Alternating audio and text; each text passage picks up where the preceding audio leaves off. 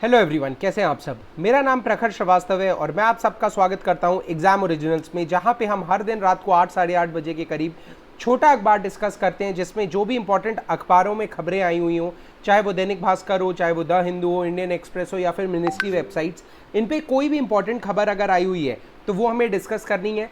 Prelims में कैसे वो इंपॉर्टेंट है, मेंस के लिए कैसे इंपॉर्टेंट है, ये हमें डिस्कस करना है। ठीक है, आज है 10 अगस्त 2022 और let's start with the lecture. ठीक है, तो जो हमारी पहली खबर आ रही है, ओके गुड, तो जो हमारी पहली खबर आ रही है वो चेस की दुनिया से आ रही है। चेस ओलंपियाड में इंडिया बी टीम ने ब्रॉन्ज मेडल जीता है। किसको हरा के? जर्मनी को हरा के। ये एक इंपॉर्टेंट पार्ट है। ठीक है, चेस ओलंपियाड में इंडिया बी टीम ने ब्रॉन्ज मेडल जीता है जर्मनी को हरा के। ये प्रीलिम्स के लिए बहुत ज़्यादा इंपॉर्टेंट खबर है। अगर मान लो ये कभी आ जाता है, वैसे तो नहीं आएगा, बट चेस ओलंपियाड का गोल्ड किसने जीता है तो वो भी आपको पता होना चाहिए कि वो उज्बेकिस्तान ने जीता है। ठीक है, ये बेसिक सी चीज़ें हैं। अगली खबर आ रही है। अगली खबर बहुत इंपॉर्टेंट है मेंस के पर्सपेक्टिव से, क्योंकि ये कहा गया है कि जो 80% तक मेडल हैं वो यंग प्लेयर लेके आए हैं। यहां पे एक स्टडी हुई है जिसके हिसाब से 84% ऑफ द प्लेयर जिन्होंने मेडल जीते हैं कॉमनवेल्थ में, उनकी उम्र 30 साल या उससे कम है।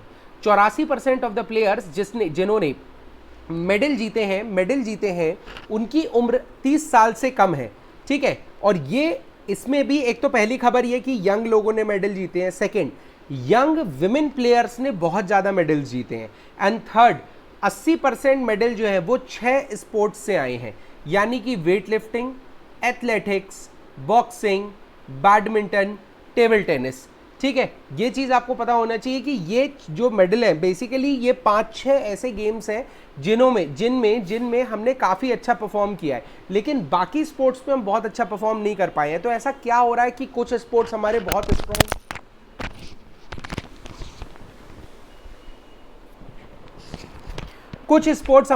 स्ट्रॉन्ग हो गए हैं और कुछ स्पोर्ट्स में हम बहुत अच्छा परफॉर्म नहीं कर पा रहे। क्या रीज़न है ऐसा क्या हो रहा है कि क्या ऐसा है कि हम बैडमिंटन को ज़्यादा बढ़ावा दे रहे हैं, हॉकी को कम बढ़ावा दे रहे हैं, या ऐसा कुछ है कि हम मतलब बाकी खेलों को उतनी तवज्जो नहीं दे रहे हैं? और अगर नहीं दे रहे हैं तो क्या उनको देना चाहिए? अगर देना चाहिए तो क्या हमें मतलब हर खेल को बराबर तवज्जो देना चाहिए, या फिर पहले कुछ खेलों को स्ट्रॉन्ग बनाकर मेडल जीतना चाहिए ताकि दुनिया हमारे बारे में जाने और फिर धीरे धीरे एक एक स्पोर्ट्स में मूव करना चाहिए? ये सब आपकी सोच है, हर इंसान की सोच अलग हो सकती है, लेकिन उस सोच के पीछे के रीज़न आपको बहुत प्रॉपर देना है। ठीक है, तो जो इंपॉर्टेंट है वो मैंने आपको बता दिया। ठीक है, अब इंडिया के पर्सपेक्टिव से किस स्टेट ने बहुत अच्छा परफॉर्म किया है, तो हरियाणा और पंजाब को ले लें। ठीक है, हरियाणा और पंजाब को ले लें तो हरियाणा और पंजाब ने कितना, मतलब आप ये समझिए 60% ऑफ द मेडल हरियाणा और पंजाब के पास है। ऐसा क्यों है भाई? क्यों मध्य प्रदेश बहुत अच्छा परफॉर्म नहीं कर पाता है? क्यों हरियाणा, क्यों आंध्र प्रदेश, केरला, तमिलनाडु इतना एजुकेटेड स्टेट है बट फिर भी स्पोर्ट्स कमजोर है? ऐसा क्यों है कि इंडिया का स्पोर्ट्स कल्चर हरियाणा और पंजाब तक सीमित रह गया है? क्यों गुजरात महाराष्ट्र से लोग नहीं जीतते हैं? महाराष्ट्र में अगर देखा जाए तो क्रिकेट का बहुत बड़ा कल्चर है, लेकिन बाकी स्पोर्ट्स मिसिंग है। नॉर्थ ईस्ट को देखा जाए, वेस्ट बंगाल को देखा जाए तो फुटबॉल का कल्चर बहुत ज़्यादा है। ऐसा क्यों हो रहा है कि रीजन वाइज स्पोर्ट्स डिवाइड हो रहा है? ये बहुत बड़ा सोचने का सवाल है, और अगर आप इसको जवाब जानते हैं तो नीचे कमेंट सेक्शन में ज़रूर बताइएगा। अगली न्यूज़ आ रही है हमारी क्विट इंडिया मूवमेंट पे। तो 80 साल पूरे हो गए हैं क्विट इंडिया मूवमेंट के, तो इस साल सवाल आने की प्रोबेबिलिटी बहुत ज़्यादा है। क्विट इंडिया मूवमेंट कब चालू हुआ था? तो क्विट इंडिया मूवमेंट जो है वो 8 अगस्त 1942 को चालू हुआ था। कहां पर? ग्वालियर टैंक मैदान में। बहुत लोगों को ग्वालियर टैंक मैदान लगता है दिल्ली में है, नहीं, बट ये बॉम्बे में है। ठीक है, और क्या हुआ था इसमें खास? इसमें अरुणा असफ अली ने जो हमारा तिरंगा है ना, ट्राई कलर फ्लैग है, उसको फहराया था, और यहां पर स्लोगन जो था डू और डाई के मंत्र पर इंडिया के फ्रीडम फाइटर्स आगे बढ़ रहे थे, या तो करना है या तो मरना है। ठीक है,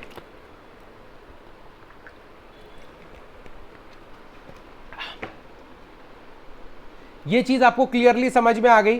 ठीक है, जो इंपॉर्टेंट पार्ट है वो मैंने बता दिया। कब चालू हुआ था? महात्मा गांधी की लीडरशिप में चालू हुआ था, ये भी मैंने बता दिया, 8 अगस्त 1942। ये सब प्रीलिम्स के लिए जरूरी है, मेंस के लिए ये जरूरी है। सोच के जरूर लिखना, कि क्विट इंडिया मूवमेंट में ऐसा क्या था कि उसने देश को आज़ाद कराने के लिए, मतलब आप देखो क्विट इंडिया मूवमेंट 42 में चालू होता है, 44-45 तक चलता है, ठीक है, लेकिन आज़ादी भी हमें 47 में मिल जाती है। लास्ट बड़ी वॉर जो इंडिया की ब्रिटिश से हुई है, या लास्ट बड़ा मूवमेंट अगर देखोगे ब्रिटिशर्स के जाने के पहले, तो वो क्विट इंडिया मूवमेंट है। तो ऐसा क्या हुआ था क्विट इंडिया मूवमेंट में बाकी मूवमेंट से अलग कि ब्रिटिशर्स को घुटने टेकने पड़ गए थे? ये सोचने वाला सवाल है, जल्दबाजी में उत्तर मत करना, बट हाँ आप लोगों को 5 नंबर का ये क्वेश्चन लिखना है अगर आप देख रहे हैं ये वीडियो तो, ठीक है। इसके बाद ये तो कुछ नहीं है, ये डिस्कस करने की न्यूज़ है नहीं। इसके बाद एक फालतू की न्यूज़ आई है, देखो, नेशनल इंस्टीट्यूशनल रैंकिंग फ्रेमवर्क। ये एक ऐसा फ्रेमवर्क है जो इंडिया के हायर एजुकेशन इंस्टीट्यूट को रैंक करता है। भाई करना चाहिए, ऐसे लोगों की बहुत ज़रूरत है, रैंकिंग के हिसाब से तो चीज़ें पता चलेंगी। लेकिन यह क्या गड़बड़ है और लोगों का क्यों आक्रोश है इन चीज़ों को लेके? क्या ऐसा हो रहा है इन नेशनल रैंकिंग्स में जो लोग इसको एक्सेप्ट नहीं करना चाहते हैं? क्या हो रहा है ऐसा जिसकी वजह से इन रैंकिंग्स की मान्यता खत्म हो रही है? तो मैं कुछ पॉइंट्स आपको बताना चाहूंगा जहां पर यह डिसाइड होता है या ये चीज बताई जाती है कि क्यों ये रैंकिंग जेन्युइन नहीं है या क्यों ये रैंकिंग प्योर नहीं है। पहली चीज, इस रैंकिंग में ये कहीं भी नहीं लिखा है कि इसमें सारे इंस्टीट्यूट ने पार्टिसिपेट किया है।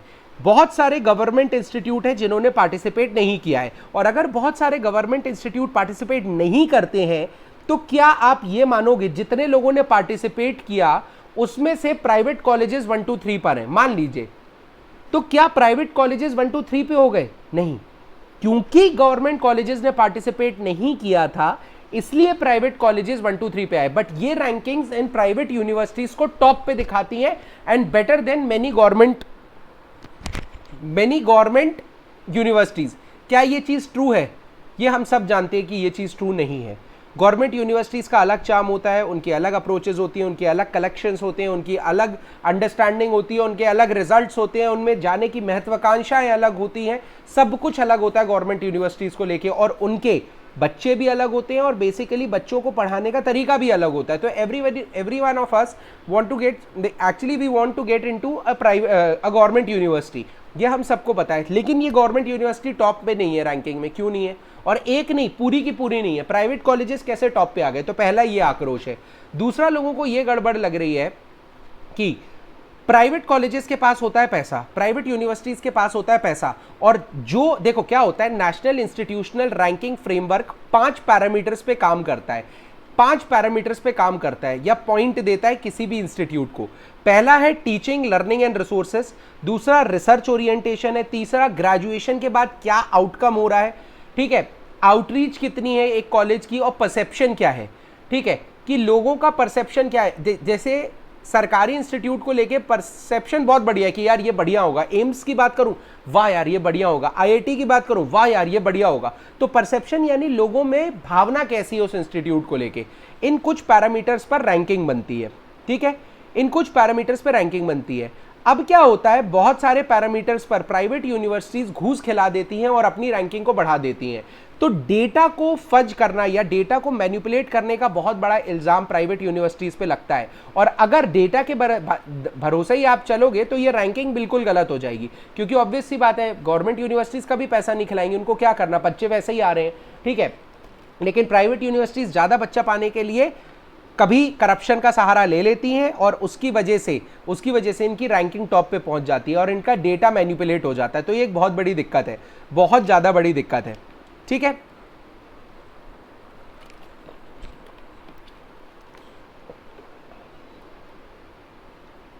यही है मेन। तो लोगों ने इस रैंकिंग को बहुत ज्यादा एक्सेप्ट नहीं किया है, ठीक है। अब दिक्कत क्या है, देखो परसेप्शन की क्या बात है, परसेप्शन होता है, ध्यान से समझना, तो लोगों का यह है पब्लिक इंस्टीट्यूट इसमें इंक्लूडेड ही नहीं है, ठीक है। डेटा को आप मैनिपुलेट कर रहे हो, फाइनेंशियल रिसोर्सेज को आप गलत दिखा रहे हो। अब एक एग्जांपल देता हूं, इस रैंकिंग में लॉ के सेगमेंट में एक प्राइवेट लॉ यूनिवर्सिटी है, हम सब उसका नाम जानते हैं, ठीक है, लेकिन हम उसका नाम लेंगे नहीं। एक ऐसी प्राइवेट लॉ यूनिवर्सिटी है, क्या वो नेशनल लॉ इंस्टीट्यूट से ऊपर है? कभी नहीं हो सकती भाई। नेशनल लॉ इंस्टीट्यूट लोग जाना चाहते हैं, उनका perception national institute of law, national law institute के लिए, एनएलयू जिसे बोलते हैं, नेशनल लॉ यूनिवर्सिटी NLUs, तो NLU जैसे भोपाल में है, लखनऊ में है, लखनऊ में उसका नाम है Ram Manohar Lohia national university of law. तो अब जैसे अब आप ये चीज़ समझिए कि लोगों का मन सरकारी में जाने का, यानी लोगों का परसेप्शन सरकारी को लेके है कि हाँ भाई ये बेहतर है, तो कैसे कोई प्राइवेट यूनिवर्सिटी को बोला जा सकता है कि बच्चों, परसेप्शन मतलब बच्चे सबसे पहले किस यूनिवर्सिटी में एडमिशन लेना चाहते हैं। क्या कोई प्राइवेट यूनिवर्सिटी में लेना चाहेगा? लॉजिकली देखो नहीं लेना चाहता, बट फिर भी इस रैंकिंग ने एक प्राइवेट लॉ यूनिवर्सिटी को पहली पोजीशन पे या फिर 100% इन परसेप्शन के मौके पे रखा है, मतलब के स्कोर पे रखा है कि मतलब सब बच्चे जितनों ने टेस्ट किया है उनमें से 100% लोग इस यूनिवर्सिटी को अपनी पहली चॉइस मानते हैं। क्या ये सच है? ये सच कभी हो ही नहीं सकता। तो इसलिए लोगों का आक्रोश है। आप ये वाला आर्टिकल जरूर पढ़िएगा, बहुत बढ़िया आर्टिकल है। इसके बाद बांग्लादेश और इंडिया के बीच में,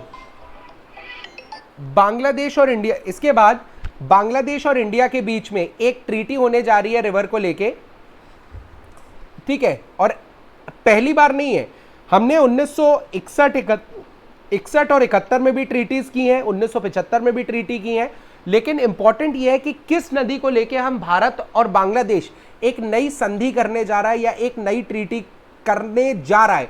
अब इसके बारे में मैं बहुत इंफॉर्मेशन अभी नहीं दे सकता क्योंकि मेरे पास भी नहीं और अभी ट्रीटी भी नहीं हुई है, अभी सिर्फ बातें चल रही हैं। बट किस नदी को लेके बातें चल रही हैं? उस नदी का नाम है कुशियारा। कुशियारा नदी को लेके भारत और बांग्लादेश के बीच में बातें चल रही हैं कि भारत इस नदी का फ्लो, प्रॉपर फ्लो बांग्लादेश में जाने देगा, ठीक है।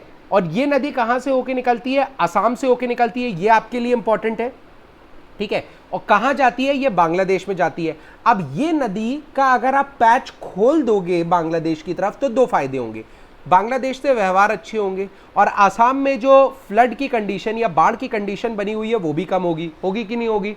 बिल्कुल होगी। तो ये होती है डिप्लोमेसी, इसको बोलते हैं डिप्लोमेसी, इंटरनेशनल डिप्लोमेसी। और बांग्लादेश के साथ हम वैसे डिप्लोमेसी नहीं करते, बांग्लादेश तो हमारा काफी खास है देखा जाए तो। लेकिन हाँ, अगर इंडिया और बांग्लादेश के बीच की बात की जाए रिवर्स को लेके तो 54 नदियां हैं जिनके बीच में कभी तनातनी बनी रहती है, कभी प्यार मोहब्बत बनी रहती है, कभी लेन देन बना रहता है, कभी तू तू मैं चलती रहती है। बट ये 54 नदियां हैं, इनमें आपकी गंगा भी आती है जिसको पद्मा नाम से जाना जाता है, इसमें आपकी तीस्ता भी आती है, जमुना भी आती है। अब जमुना यमुना नहीं है, जमुना ब्रह्मपुत्र का नाम है, ठीक है। मेघना भी आती है। तो बड़ी नदियां हैं जो इंडिया बांग्लादेश के बीच में शेयर होती हैं। ये चीज आपको समझ में आई। बांग्लादेश के लिए क्या इंपॉर्टेंट न्यूज है? नदी। कौन सी नदी? कुशियारा नदी। कितने, कुशियारा नदी के अलावा कितनी नदियां हैं जो भारत और बांग्लादेश के बीच में बहती हैं? 54 नदियां, जिसपे विवाद चलता रहता है, ठीक है। बस यही है खबर। और ये खबर ना बहुत ज्यादा पढ़ने वाली भी नहीं है। उसका रीजन क्या है? इंपॉर्टेंट नहीं है, बिल्कुल गलत जवाब। ये बहुत इंपॉर्टेंट खबर है लेकिन पूरी नहीं है, अभी तो बात शुरू हुई है, अभी संधि तो नहीं साइन हुई ना, या ट्रीटी तो साइन नहीं हुई। जिस दिन ट्रीटी साइन होगी उस दिन बहुत बेहतरीन आर्टिकल आएगा, उस दिन हम और अच्छे से डिस्कस करेंगे। लेकिन इंडिया बांग्लादेश के बीच में क्या कभी पहले भी ट्रीटीज हुई है वाटर को लेके? बिल्कुल हुई है। अगर मैं बात करूं 1961 की, तो 1961 में फरक्का बराज बनाया गया था। फरक्का बराज, अब फरक्का बराज क्या करता है? जो गंगा है ना, गंगा के पानी को दो पार्ट्स में डिवाइड करता है। एक पानी वेस्ट बंगाल में आता है और दूसरा पानी बांग्लादेश में जाता है। ये होती है वाटर शेयरिंग, ये होती है वाटर शेयरिंग। लेकिन 1961 में बांग्लादेश तो था नहीं, उन्होंने तो ईस्ट पाकिस्तान के साथ की थी, तो इसलिए भी फरक्का बराज के साथ कभी ना कभी तू तू मैं चलती रहती है, ठीक है। इसके बाद क्या होता है? जो ड्राई सीजन्स होते हैं ना, देखो क्या होता है, मॉनसून आपको पता है, मॉनसून बांग्ला, जो देखो ये भारत है, ठीक है। अभी ये पेंटैब उतना तगड़ा नहीं है मेरे पास, तो यहां पे मॉनसून आता है और इस तरफ डाइवर्ट होता है, ठीक है। क्यों? क्योंकि यहां पर एक पहाड़ है, उन पहाड़ का नाम क्या है? अरक्कन, ठीक है, अरक्कन, ठीक है। लेकिन इसके डाइवर्जन की वजह से ये जो बांग्लादेश वाला एरिया है ना, यहां पे बहुत ज्यादा बारिश, बांग्लादेश ऐसा नहीं है सूखा है, कुछ एरिया में बहुत ज्यादा बारिश होती है और कुछ एरिया में बहुत बारिश नहीं होती, और ड्राई सीजन में बांग्लादेश की ऐसी हो जाती है। और ऐसा ही एक ड्राई सीजन 1975 में देखने मिला था, जहां पर इंडिया ने बांग्लादेश के साथ फिर से एक संधि करी थी इसी नदी को लेके, ठीक है।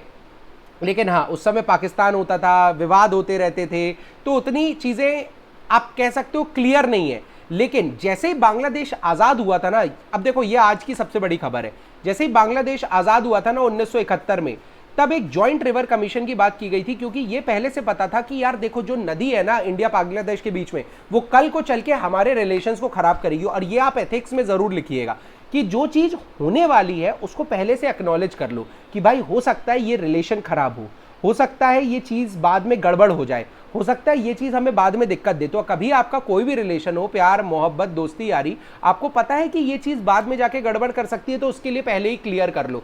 ये है उसका सबसे बड़ा एग्जाम्पल। सोसाइटी में आप इस एग्जाम्पल को लिखिए, एथिक्स में आप इस एग्जाम्पल को लिखिए।